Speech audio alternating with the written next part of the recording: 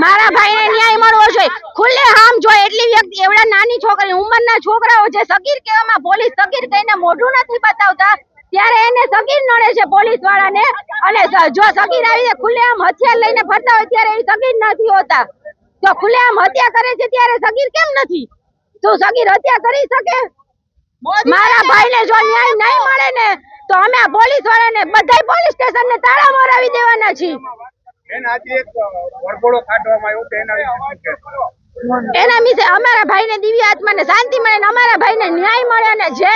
જે ખોટું બોલ્યા છે જે સગીર છે એ હકીકતમાં સગીર નથી કારણ કે મેં મારી નજર સામે જોયું ઓછામાં ઓછી 23 થી 22 વર્ષની ઉંમરના છોકરાઓ હતા મેં મારી નજર સામે જોયું છે એ 22 થી 23 વર્ષના છોકરા જો આવી રીતે ખોટું બોલીને સગીર જાહેર કરવામાં આવે છે તો હથિયાર લઈને શું સગીર ફરે છે મારા ભાઈ જેવી રીતે મર્યો છે એને જેવી રીતે માર્યો છે ને એવી રીતે ફાંસીની સજા જ્યારે મળશે ને ત્યારે અમને શાંતિ થશે ને મારા ભાઈના આત્માને શાંતિ થશે ને ત્યારે અમારા પરિવારને ન્યાય મળશે